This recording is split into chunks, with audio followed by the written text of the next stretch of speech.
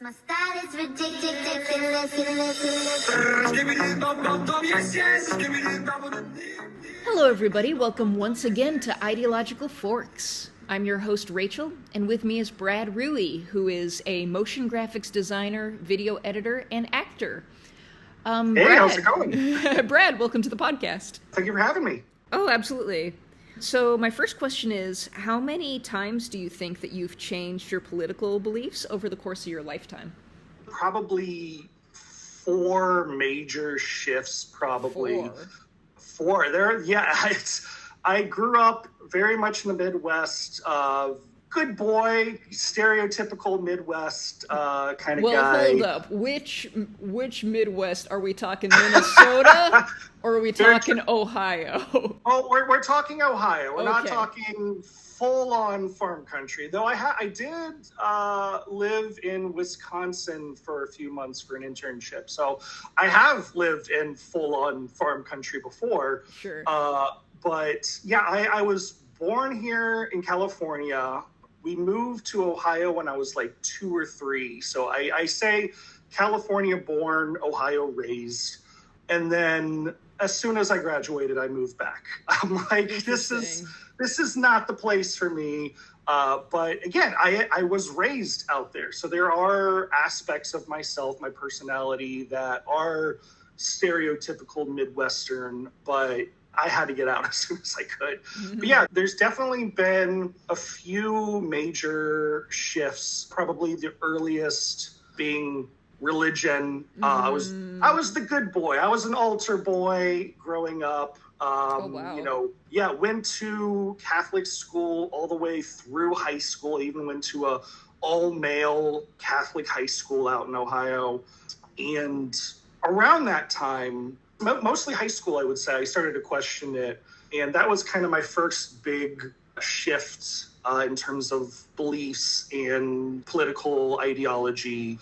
And then the most recent being probably when all the things that were happening with COVID was going on and just witnessing how people in power and government and businesses were just like, oh yeah, these people are essential, and then doing nothing to actually help them during and after COVID. Definitely a few moments over the course of my life, but those are kind of the bookends. Well, we'll work our way through all this. I guess, were your parents very religious? My mother definitely was, and that's definitely... It's everybody's mother, I've noticed. Yes, absolutely. Okay. She was the one that very much responded the most negatively when she found out that I did not believe. I went from being a firm believer as a kid, like I said, going to church all the time, even signing up to be an altar boy in our local parish, to full-blown atheists. Was a complete 180. Do you remember what caused you to be an atheist? Like what? Honestly, reading the Bible. I had the Bible already from school and whatnot, and I literally am just like, I'm going to read this cover to cover. And as I started doing that, I started to see some of the passages that are in there as part of the core tenets of the faith that they don't necessarily talk about in church on Sundays. And started to see differences between what's in the faith and my actual beliefs. The core stuff that always popped out to me was how they handle women, saying that, women cannot hold authority over man, talking about slavery and how to treat your slaves. Not saying slavery is bad. It's how to properly treat your slaves. Right. So it was stuff like that I started to see in there, and I'm just like, this is supposedly the word of God? Like, he wants us to have slaves?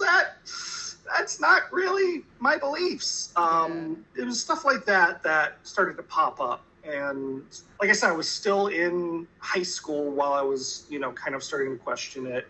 And like I said, I was going to a Catholic high school. So one of the classes they offered was a world religions class. Oh. And basically, that's where all the kids that didn't necessarily fall in line with the Christian faith wound up in.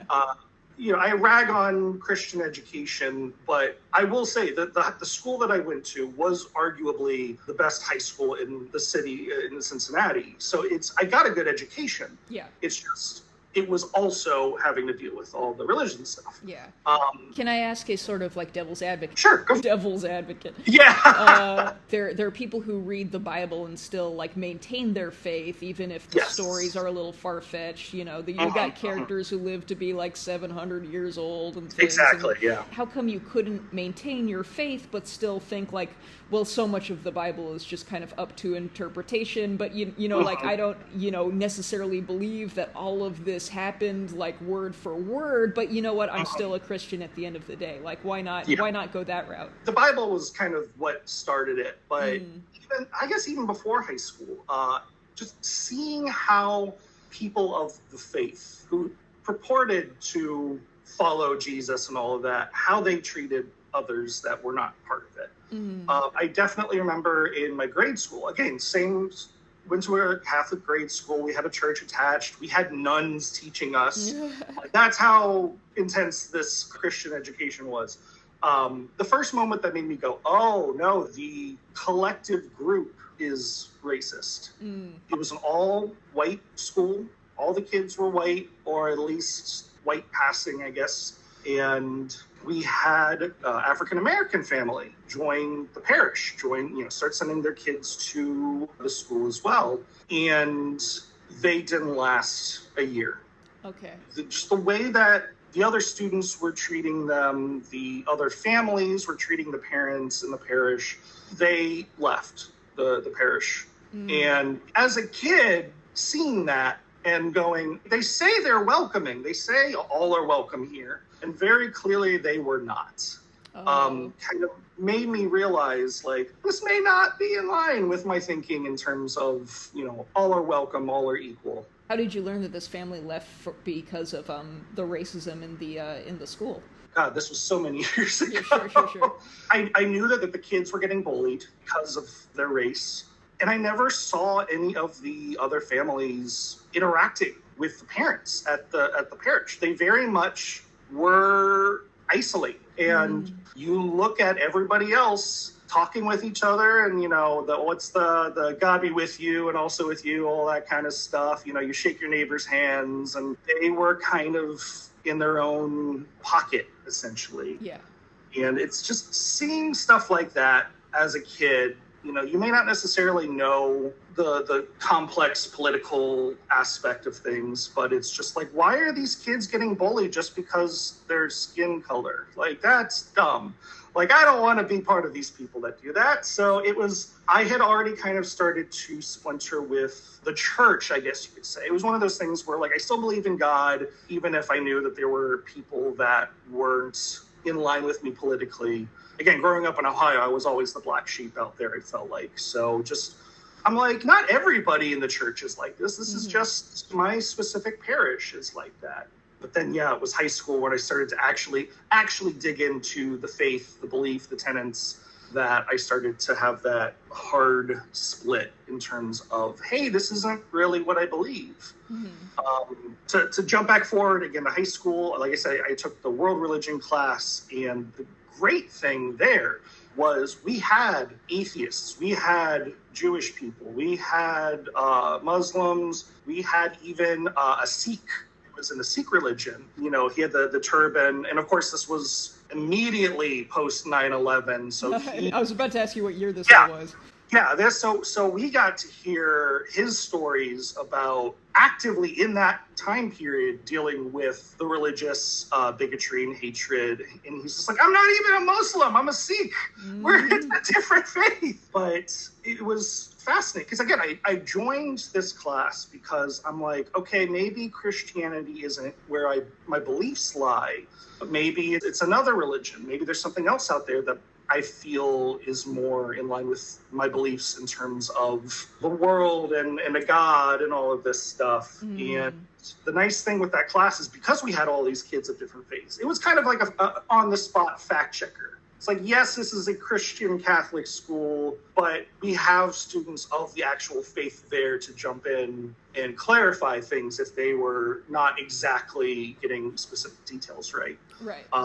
And by the end of it, I'm just like, am I atheist? Like, I don't really feel like any of them exactly lined up with my beliefs. Like, I always say that the closest religion in terms of my beliefs is probably Buddhism. Just a lot of the chill vibes. You know, I don't believe in like reincarnation or anything like that, but just that idea of karma and, you know, putting good into the world will ultimately come back to you. It's like stuff like that I really vibe with, but in terms of more of the supernatural elements, just didn't really click for me.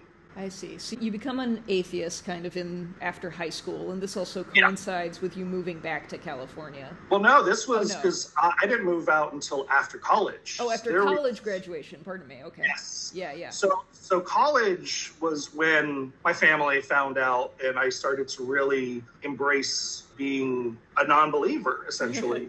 Did you spend a lot of time watching like Richard Dawkins videos? Oh my God, yeah, I had the God Delusion on my bookshelf. I'm like, okay, this is actually starting to make sense to me. Oh boy, okay.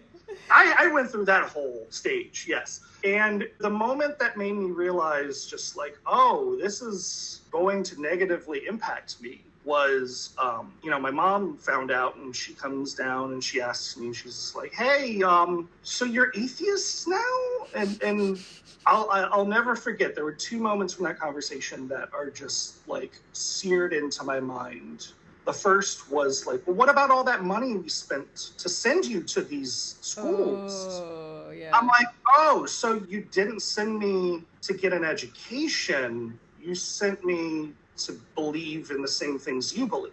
Oh, yeah. I had to explain to her, like, I am atheist because you sent me to these schools, because I got so knowledgeable about the faith that I started to realize that my beliefs did not line up with what's actually in the texts. It's that case where I knew more about the Bible than she did. Mm-hmm. And it's because of that knowledge that I turned away from it. And again, we've had conversations, we've talked, and we've patched things up for the most part from that. Yes. Yeah. She still tells me, like, I know you don't believe it, but I'm praying for you. And I'm like, I know.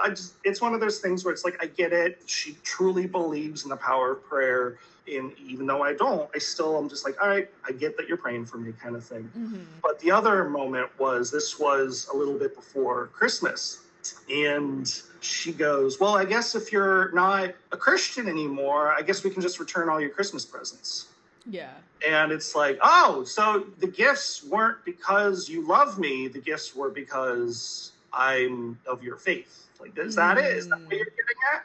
And that moment just stung of feeling like because I didn't agree with this, 2000, however many years old book, like I'm not a good son now.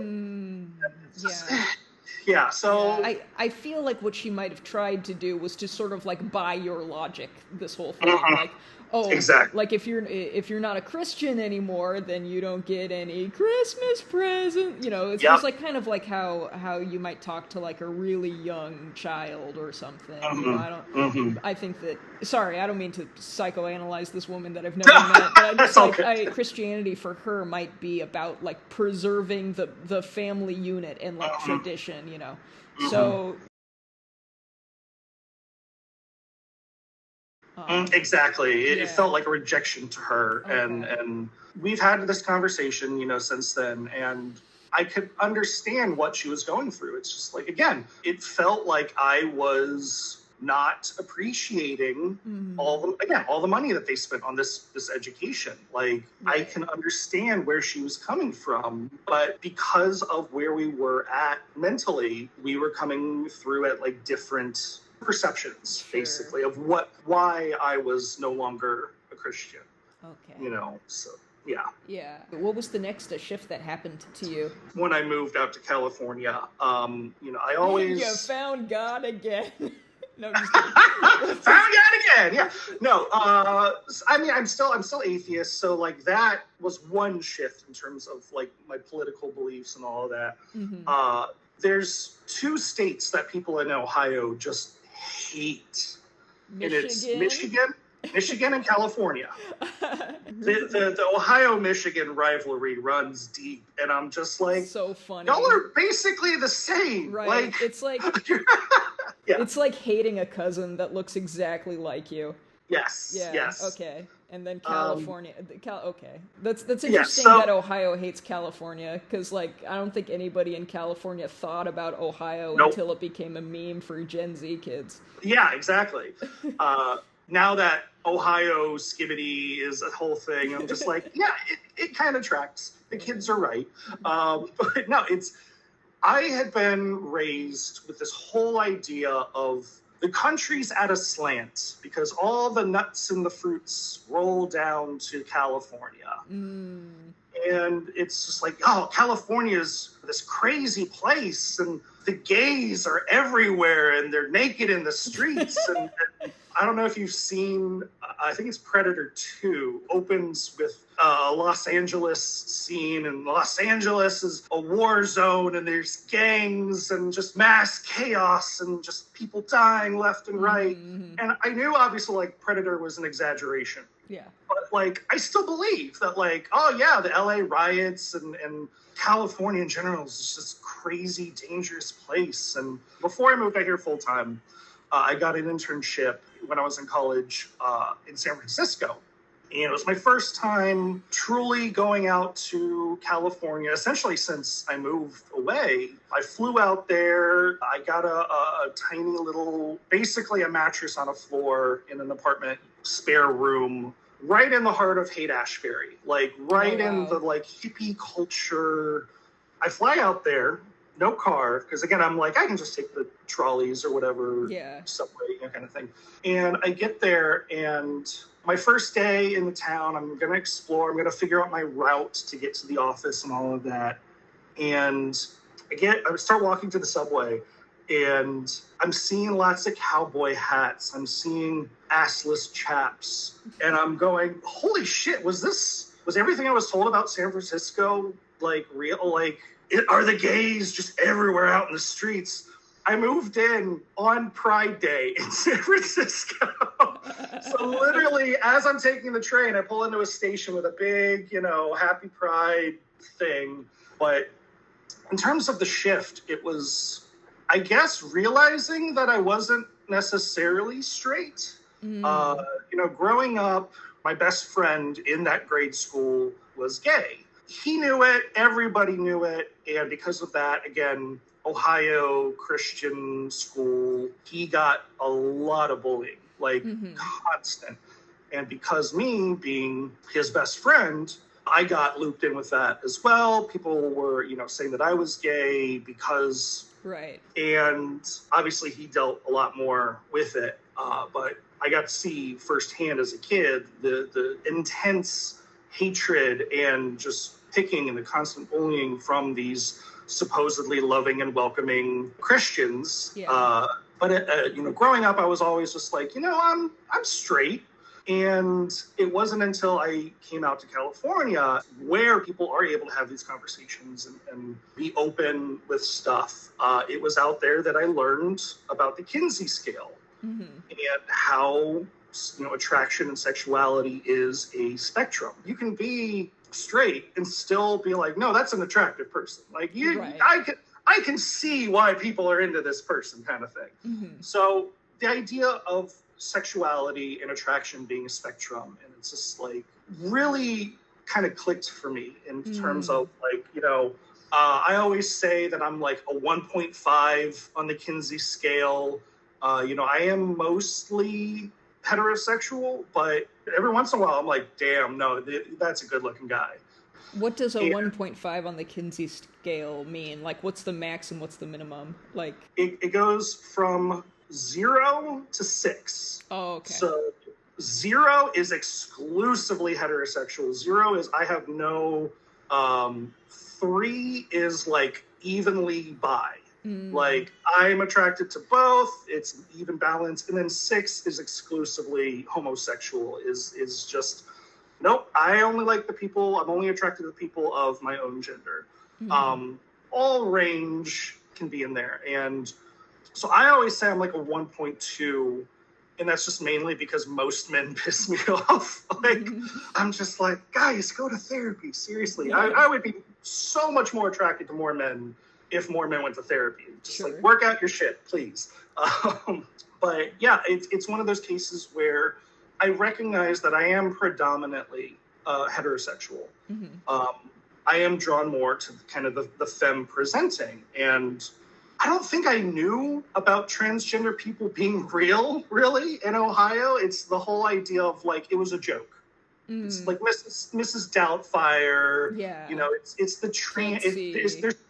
there's still men in a dress was the kind of the predominant, you know, again, like I saw my best friend just get torn into by the kids, by the teachers, even like to see how much that kind of thinking was looked down on in Ohio. And then to come out here where you could have those conversations, you know, people could express these new thoughts. It started to get me, obviously getting me questioning and talking about my own thoughts of gender identity. And you know, some of my best friends out here are transgender women, and getting to hear about their experiences and realizing like, oh no, I like these people. I'm not drawn to the genitalia. I'm drawn to who they are as a person, and they are a woman. It's that thing where I started to realize, like, I am predominantly heterosexual, but I'm not as straight, you know, as I once thought I was. And that kind of, it was that moment of realization that I wasn't just friends with gay people. Like, no, you're part of them. You're also attracted to men. You're also attracted, you know, to non-binary. You know, you are part of the LGBTQ. So it went from, that was kind of the second big one. Can you give me 1 second? My son is screaming his little head off, so I'm just going to no worries. Him. Yeah, absolutely. I'll just kind of hold him while I talk to you.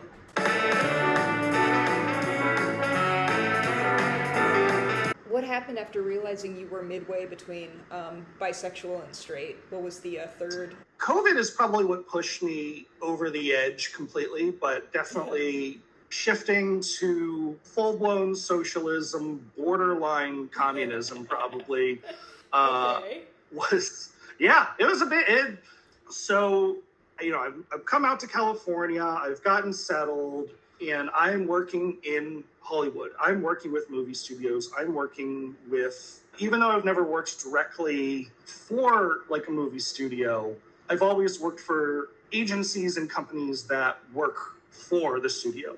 And just being right in the thick of it and seeing how the sausage gets made, as the expression goes, seeing the entertainment industry, but also just industry in general functions. And how they're always looking to exploit. The mega corporations are always looking to pay us the least by doing the most amount of work, you know, and just working for some horrible bosses over the years. Not all of them. I will, for anybody that I work with that might be listening to, you know, I've also worked with amazing people and supervisors and bosses, but typically those are at the smaller companies. Anytime I've worked for one of the big names kind of thing, you start to see that people got into those positions at major companies a lot of times by exploitation.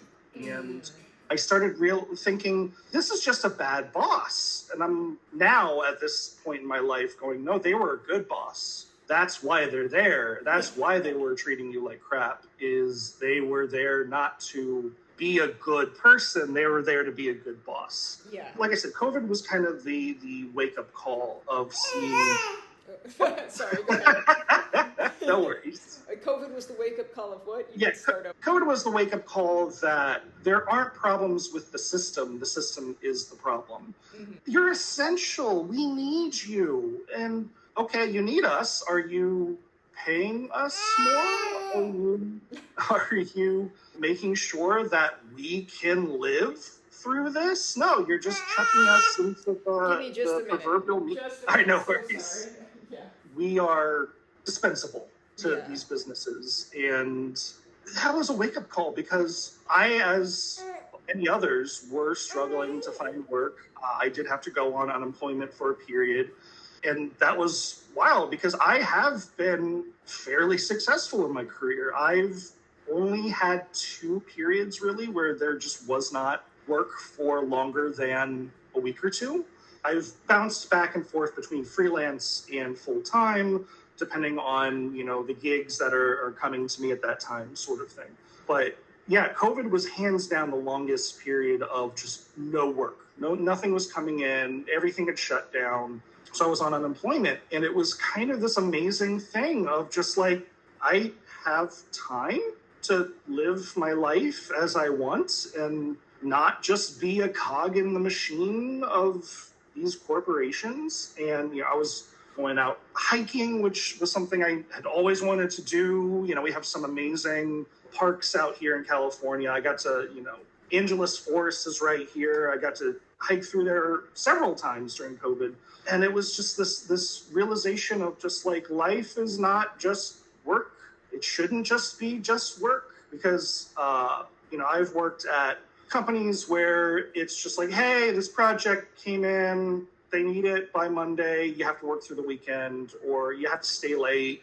And just the constant uncertainty of what, your evenings and weekends are going to be like meant that I wasn't going out and doing a lot of stuff. I was kind of being isolated within my job, and having COVID happen, as awful as it was, and the people that passed in there, it was that realization that you should be having a life that you're not bound to corporations and all of that. And you say that the system isn't broken, that the system is working as intended, but it's a bad system, Yes, exactly. How would you prefer to see our system reconstructed? I started researching and talking with people and leaning more towards socialist. I was... What does socialism mean to you? Socialism means, for me, that the power is not in those that have the capital. The power needs to be with the actual people that are doing the work, the people that are just the people. Realizing that we are not actually a democracy, and learning about Citizens United, learning about corporate PACs and how much money controls our government. It's not what's best for the citizens. It's not what's best for Americans. It's what's best for these business owners. And that realization kind of made me look around and witness all the corporate greed, all the corporate abuse, all the corporate exploitation. Even he's upset. Exactly. I'm with you. That was the kind of another big moment where my parents and I started to really not see eye to eye. There was a film, I want to say it's Dark Water. Mark Ruffalo, he's a lawyer that is realizing that this paint company, I believe it was dumping chemicals into the water of this town and basically poisoning this town. Everybody's getting cancer and all of this. And throughout the whole movie, they're talking about how basically this paint company runs this town. They're showing the company logo, sponsoring, Little League baseball fields. And it makes it seem like, oh, this company built this town. It's a good thing. The company is helping us. We're job creators. Exactly. Meanwhile, they're literally poisoning you and slowly killing you all. And there's this great shot where it cuts to modern day Cincinnati, and you see all the buildings, the corporate branding on just everything in town. My mom suggested it to me because, they filmed in Cincinnati. It took, we get to see our town in this movie. And I'm like, Mom, did you watch the same movie I did? At the end of the day, they are slowly killing us. Yeah, it's a little bit like, I hate this movie so much, but it's a little bit like watching Idiocracy and being like, hey, they got Gatorade there. I love Gatorade. Yes, exactly. Exactly. And it's one of those things that definitely, my mom was the one that was more...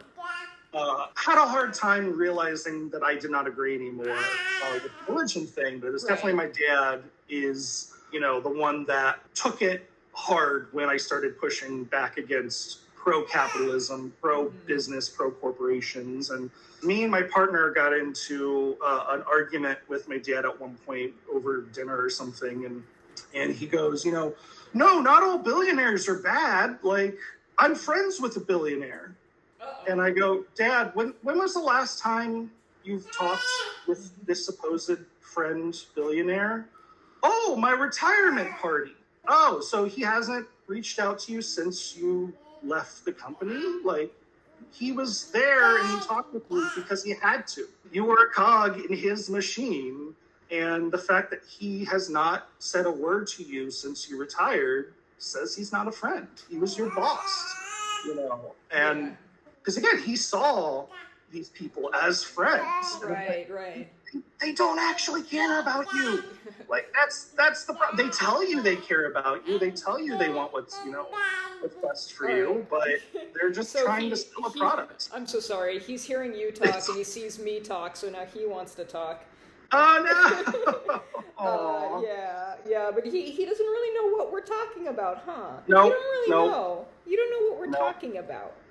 Exactly. Yeah, see, this is what I mean. Like, Aw. Yeah, no, but I mean, that kind of reminds me of the whole, like, we're a big family. We're a corporation, but we're a big family, and it sounds like your dad kind of bought into that. Bought it. And I mean, that's by design. It is, they tell you that we're your family, we want what's best for you, we're here for you, and really they just want your money at the end. Yeah. Right. So, I'm so sorry. It's all good. Yeah. What check would you like to see on corporations so that they don't have, like, just basically unbridled influence? Absolutely. Definitely, I'm always a fan of employee-owned businesses that profit share, that they haven't built in that literally if the company succeeds. Hold on. This is getting ridiculous. I'll be right back.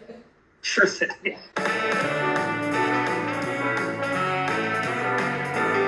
All right. Speaking of fathers, the father is now holding a baby. Yeah. So I see. So worker-owned. I mean, it sounds like worker co-ops.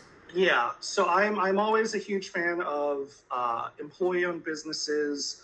Very, very pro-union now. And that was the thing. Again, growing up, unions were always painted as the bad guy. It's, they're thugs and they're just, want to take away from the corporation and they want to take away from you. And of course, now I've grown up and my first experience with unions was actually, with you, and we did Halloween Horror Nights. And I have my own issues with Universal and my time there, but having the union was actually one of the positives because since then I've worked other events, I've worked other similar things, and that was one of the ones that I actually felt like we were treated better than some of the other places. And that's saying something given some of the treatment we got at Horror Nights sometimes. I got punched really hard at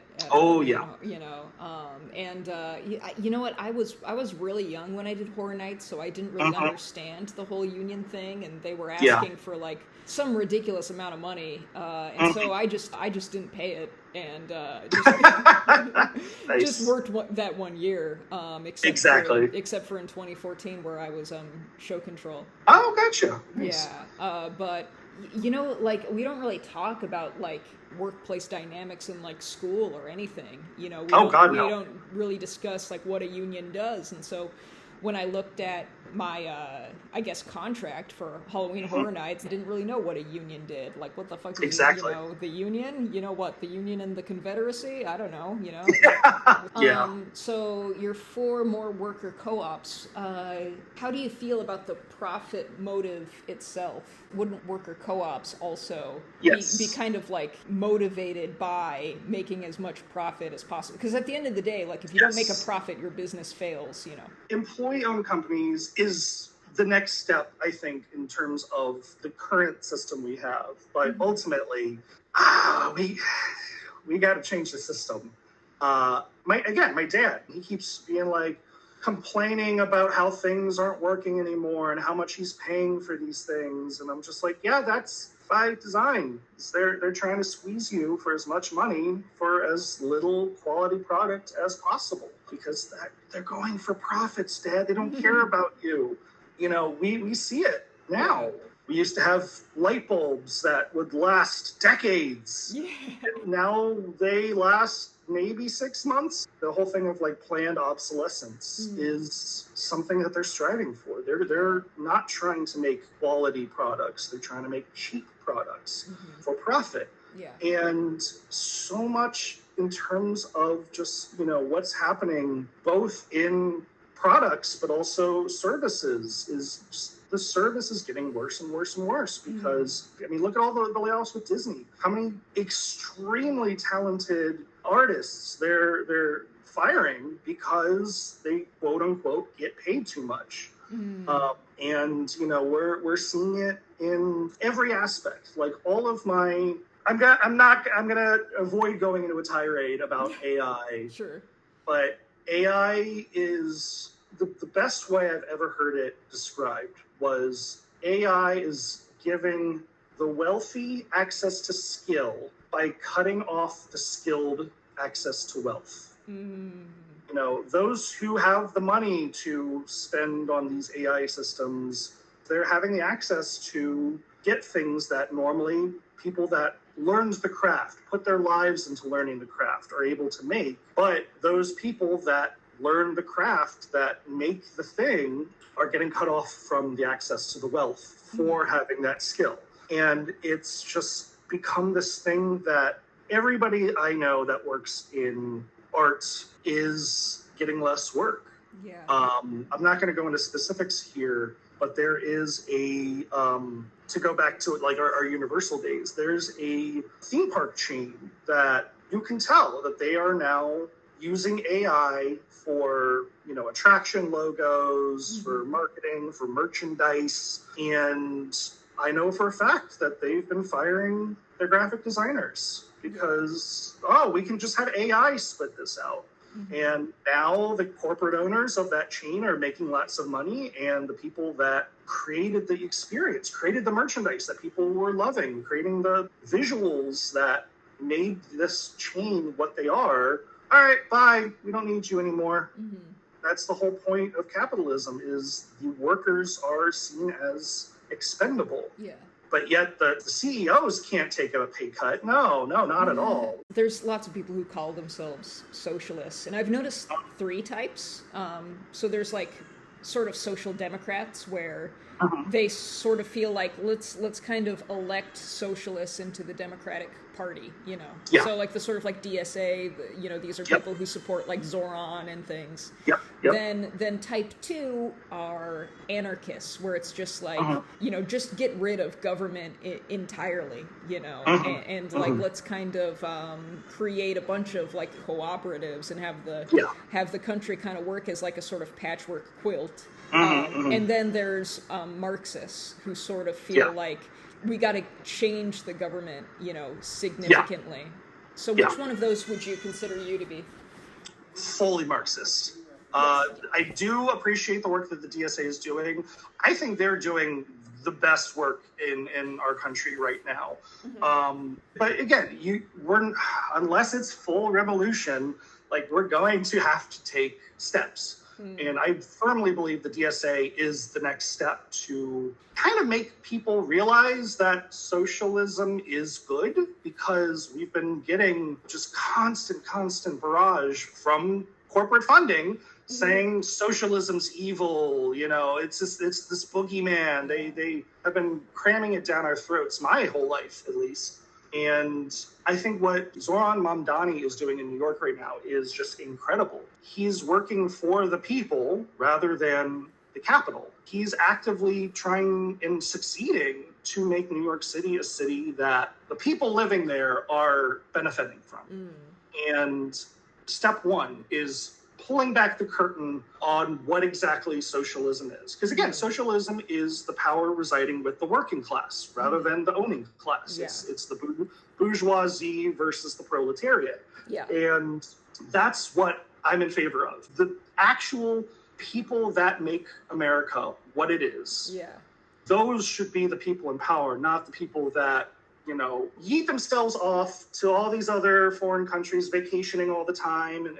And not to say travel is bad, but like, they're not actually here. They're not actually in with the people that make America, America. There's a really great book that I've been highly recommending to everybody. But it's called It's Not You, It's Capitalism.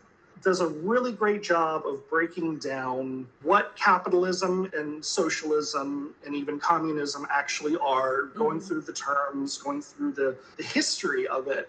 No vilification. It's just expressing this is what these terms mean. Are you worried a little bit about these DSA candidates? Like, for example, I just saw a video of, there was somebody, I want to say her name was Hong, like Jessica Hong or Francesca Hong. I forget her name, but she, mainstream media went through her tweets and kind of drilled her on what she had to say about Thanksgiving. And, I mean, the fact of the matter is that Thanksgiving is a holiday that is ridiculous and preceded a whole genocide. And there were a number of things she tweeted in 2020, such as, defund the police and that the police are a systemically racist institution and things. And then AOC gets interviewed and basically says, like, well, 2020 people were just crazy back then. If we're talking about socialism and if we're talking about institutions like the police and just like the historical reality of how the United States works, what we call woke one in 2020 was, completely correct. So is there a little bit of a danger of these DSA candidates joining the Democratic Party and being pushed more right-wing because that's kind of like where the center of gravity is within the Democratic Party? Yes, there's always going to be that danger of people running on one platform and then shifting. Hell, we saw that heavily with Fetterman. Yes, that's what essentially a Republican like, now. Just more Fettermans that the DSA might be creating. Exactly, and you have to hold politicians' feet to the fire. We need to hold our politicians accountable. How do you do that? That could be just. How do you do that? How do you do that? Already been elected. I mean, this is where I do shift more to the fringe. Is okay. It's obviously that is the ultimate extreme example. Right. You don't start with that, but ultimately, if your I'll government edit that for YouTube, by the way. Okay. Yeah. It's one of those things that it depends on what's happening. The punishment needs to fit what they're doing. Yeah. If they start to shift, you'd be like, hey, look, I'm not going to vote for you. I'm not going to donate to any campaigns. Like, you will lose my support if you start to do things that you didn't have on your platform, that you were actually against before. It's like politics, a lot of people just follow it for every 4 years. And unfortunately, it's one of those things that you kind of need to constantly be paying attention to just to make sure that they are being held accountable. And ultimately, I think that's a problem with our society in general is we don't really hold people accountable. How many comedians have been quote unquote canceled over the last 10 years who are now still going back into stuff? Not to say you make one mistake and then your life is over, but if there's a continued trend and there's no sign of improvement, then why are we letting them off the hook? Like, the more power you have, the more you can get away with. And that's why we need to be holding those people in power accountable. Yeah. What does that look like? That's where we're all kind of disagreeing on right now. Right. All right. Well, thank you so much for this interview. Is there anything you'd like to plug? The handle is not Henry Gale, no spaces. It's an old Lost reference if you watched Lost back in the day, and I've just been too lazy to change the handle over all these years. There's a show that I'm going to be in as a actor called Delusion, Den of the Mosquito here in Los Angeles. You can find more info on that at interdelusion.com. And yeah, those are kind of the big things right now. All right. Thank you so much, Brad. Thank you.